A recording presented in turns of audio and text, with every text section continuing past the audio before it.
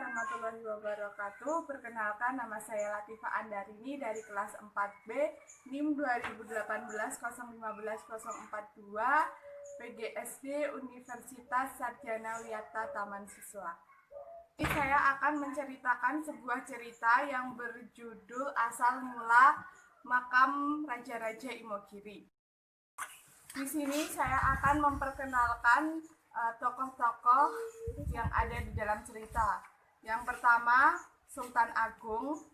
Yang kedua, Gusti Jumirah. Yang ketiga, ulama atau salah satu sahabat dari Sultan Agung. Yang keempat, Abdi Dalem. Dan yang terakhir, Emban. Suatu hari, di kerajaan Mataram Islam, ada seorang raja bernama Raja Sultan Agung Hadi Prabu Hanyokrokusuma, atau lebih dikenal dengan nama Sultan Agung. Ia merupakan raja ketiga kerajaan Mataram Islam yang terkenal arif dan bijaksana. Di bawah kepemimpinannya, rakyat Mataram senantiasa hidup aman, tentram, dan makmur. Itulah sebabnya ia sangat dicintai dan dihormati oleh seluruh rakyatnya. Selain karismatik, Sultan Agung memiliki kesaktian yang tinggi. Konon katanya, ia mampu pergi ke Mekah secara gaib untuk melaksanakan sholat Jumat di sana. Suatu hari, Sultan Agung berkata kepada salah satu abdi dalamnya, "Aku akan pergi ke Mekah sebentar untuk melaksanakan sholat Jumat," ucapnya kepada salah satu abdi dalam. "Baik, Gusti Prabu. Tolong jaga keamanan selama aku pergi.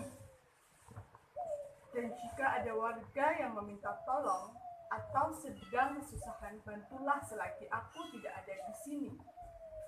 "Mohon maaf, Gusti Prabu. Gusti Prabu akan pergi ke Mekah dengan waktu yang lama." "Tidak, aku hanya sebentar untuk melaksanakan sholat Jumat, lalu aku akan kembali." "Baik, Gusti." Karena seringnya Sultan Agung pergi ke Mekah, ia kenal baik dengan beberapa ulama di sana, baik ulama Arab maupun ulama yang berasal dari Indonesia. Dari perkenalan itu, mereka pun kemudian menjalin hubungan persahabatan. Dan Sultan Agung pun sering diajak pergi jalan-jalan bersama seorang sahabatnya untuk berkeliling ke Mekah dan sekitarnya. Suatu waktu ketika sedang berjalan-jalan, Sultan Agung sampai pada suatu tempat yang tanahnya berbau harum. Ia amat tertarik pada tempat itu. Maka timbullah keinginan agar ia dimakamkan di tempat itu jika ia wafat.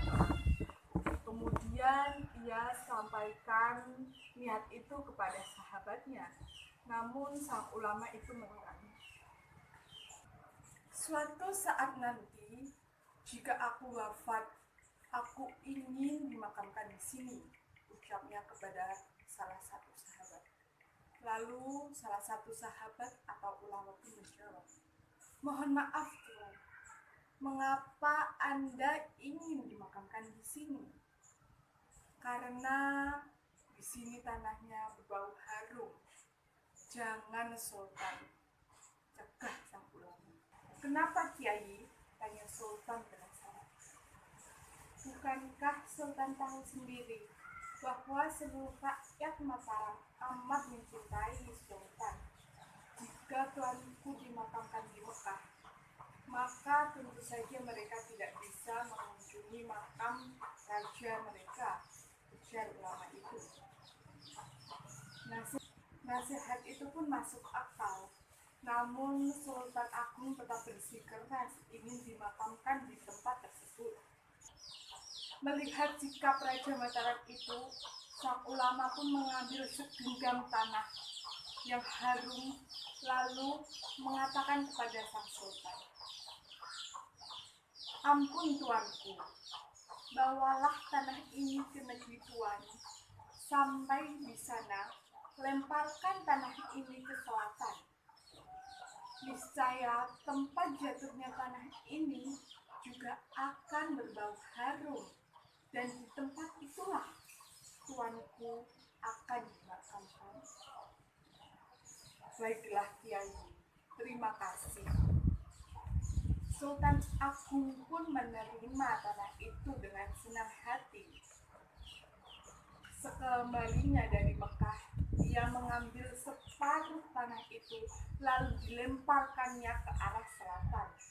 Tanah itu jatuh di Bukit Giriloyo di desa Imogiri, Bantul. Sultan Agung kemudian memerintah para abdi dalam atau pegawai keraton untuk membuat makam yang dipersiapkan untuk dirinya. Paman Sultan Agung, yaitu Pangeran Jumirah, ikut membantu mengawasi jalannya pembangunan makam tersebut.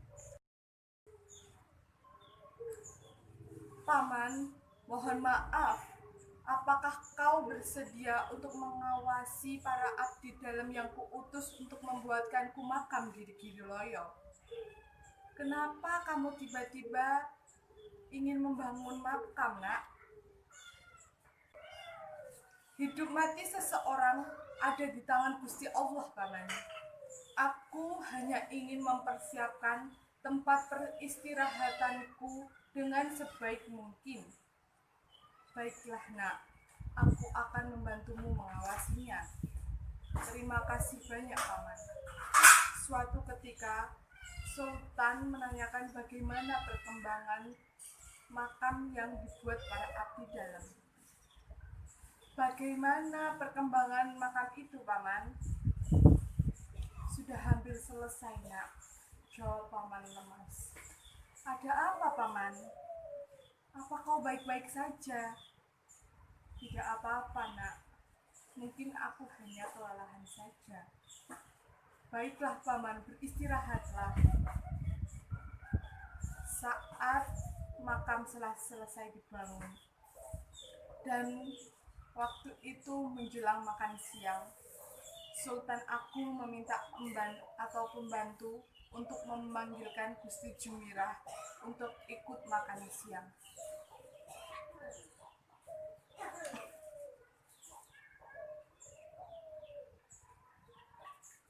Tolong panggilkan Paman untuk ikut makan siang bersama, perintah Sultan.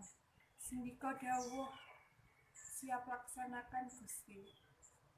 Dengan muka panik dan kebingungan, emban mendatangi Sultan. Ada apa? Pelan-pelan, coba kau ceritakan. Mohon maaf, Gusti. Saat aku membangunkan Pangeran Gusti Jumirah, ternyata beliau sudah tiada. Apa maksudmu? Gusti Jumirah sudah meninggal dunia, Prabu. Innalillahi wa inna ilaihi raji'un. Paman, apa itu benar, Emban? Iya, Gusti Prabu.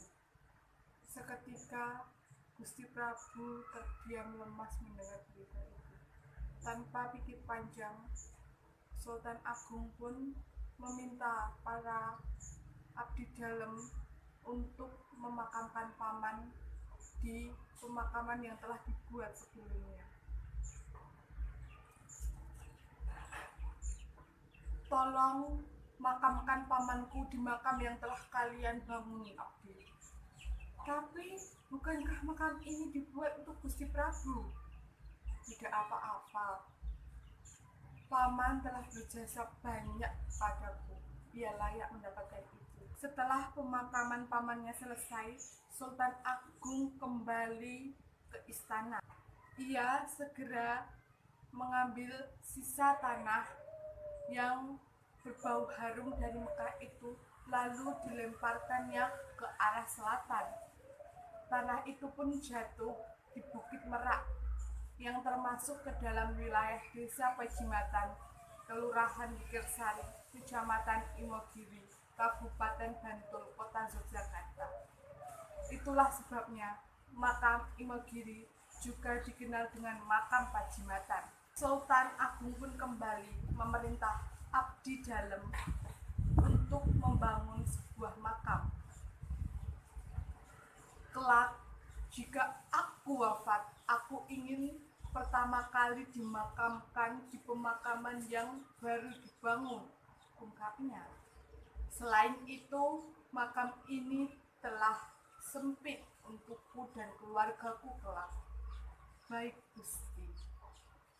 Abdi, tolong bangun lagi makam yang ada di sana untukku dan keluargaku kelak. Sendika dawuh. Buatlah makam itu menjadi beberapa bagian agar makam ini bisa digunakan untuk keluargaku, bukan hanya untukku saja.